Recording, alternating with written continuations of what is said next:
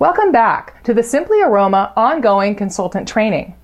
Now, we've been talking about your party for the past 4 weeks, and this week we're going to be wrapping up that training by talking about how to increase your sales, bookings, and sponsoring results at the end of your parties. We talked about the basics of the shopping portion of your party during video 3 in the new consultant training portion of this series. Today, I want to go deeper and give you some more simple and effective tools that can increase the sales, booking, and sponsoring results that you're getting at the end of all of your parties.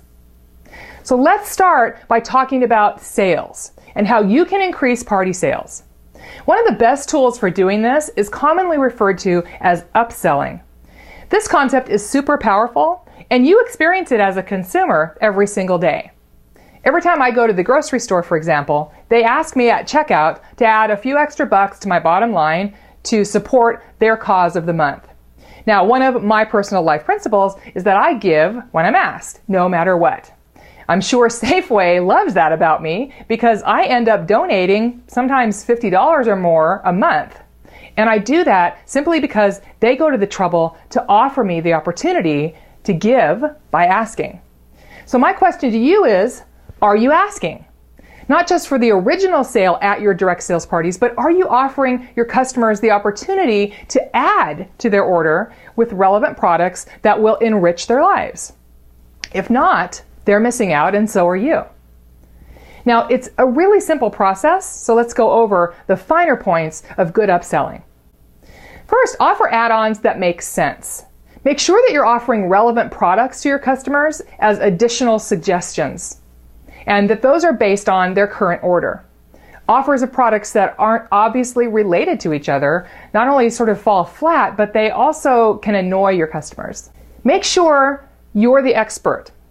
Positioning yourself as the expert as you make recommendations on related items lets your customers see that you really do know a lot about your products and what might work for them. Don't just tell them what you recommend, tell them why.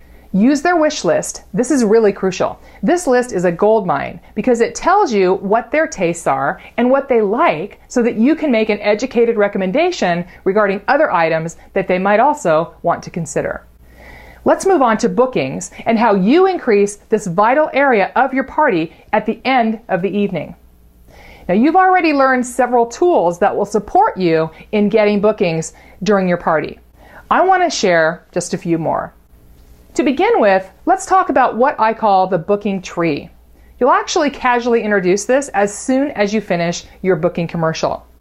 It's a great way to show them the dates that you're available using party date cards. You'll find a handout for these simple cards on the Simply Aroma website. They're a simple form that you can print out, cut out, and attach to index cards that show the exact dates in the next month or so that you're available to do parties. The booking tree is a very intentional way to offer these dates and also your parties. Oftentimes, parties seem to book themselves, especially at the end of your parties, when you can simply direct an interested guest to look for her preferred date on your booking tree. You can even attach small, inexpensive gifts. I actually used anklets from the dollar store to the cards as instant booking gifts to get them even more excited about booking that party. Now, this concept works great if someone is ready to book, but what about those people who are on the fence? Well, fence sitters are probably the largest untapped group in your business. And I know you lose a lot of bookings at every party by letting those fence sitters walk out the door empty-handed with the promise that you'll follow up with them to schedule a party. What I hear more often than any other complaint from my clients is the frustration when your follow-up attempts with these people are unsuccessful. I personally hated that, so I found a way to ensure that they always took my call when I followed up, and about 75% of the time, they booked a party with me by the end of that call. You want fence sitters to leave your party thinking about booking a party, and they need a reminder to do that. That's where my Think About It packets come in. When someone wasn't ready to tell me yes right there, but they also weren't saying no to a booking, I made it my goal to send them out the door with one of my Hostess packets. Now, the problem I found was if I asked them to take one of my Hostess packets, they usually said no, because they thought that meant I expected them to book a party. So I started calling these packets Think About It packets instead. They were the exact same thing, but I found people were a lot more willing to take one of my Think About It packets, especially once I gave them the very specific rules to follow around how this packet worked. So here's what I'd say. First, I asked them if they would be willing to take one of my Think About It packets home. I would set a date and a time with them to follow up. And I'd tell them my 3 simple rules for my packets. Rule number 1, you have to actually think about it. Rule number 2, you have to take my call at the time that we've agreed upon. And rule number 3, if you decide not to host a party, you have to let me down easy. Here's the beauty of this system. They've got your host packet. So when you call to follow up, if they say yes, they're ready to go. And they have everything that they need to get started as your host. If they say no, you can oftentimes talk them into doing a catalog party because they've already got the packet anyhow. Here's the best part. Because you've already given them permission to tell you no, then they are going to take your call. I can count on one hand the number of hosts who weren't available when I called at the appointed time to follow up on that Think About It packet. This idea alone could double your bookings from your parties. It did for me. I couldn't believe how easy it was and how amazingly it worked. Just knowing that I wasn't going to be frustrated trying to reach someone to follow up was so great.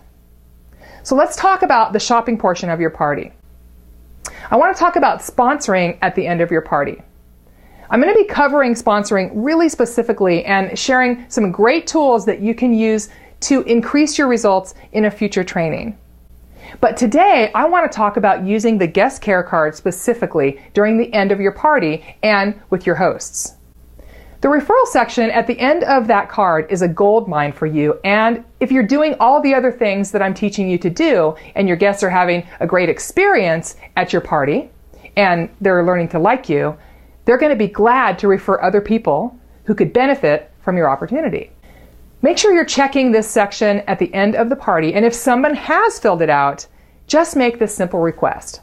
Ask them to call their friend that they're referring and let them know they met you and that they think that you would be someone that they might really want to visit with about your opportunity. And then, and this is important, get permission to share their phone number with you. Then ask them to let you know or maybe send you that number once they've done that. That eliminates the cold call from you, and it makes it much easier to follow up with that referral whom you've never met because they're kind of expecting your call. They're waiting and willing to hear from you. As you finish up that evening with your host, there are several things that you're going to want to do with the guest care card. Now, we talked in a previous video about sharing with your host that those guests who mark yes under the section that asks if your host were starting her business, would you book a party to support her? You can also share with her the bookings that you get that night. Now, I told my host that I consider these bookings hers, not mine, because they really were her friends. You can tell her that you'll take them if she doesn't want to do them, but you just need to let her know that you consider those bookings hers. Share with her that you think she'd be great at this, and if she still says no, make sure that she knows that she can keep on considering it and let you know if she ever changes her mind. Second, spread out the guest care cards and ask her who would really be good at what I do of these people.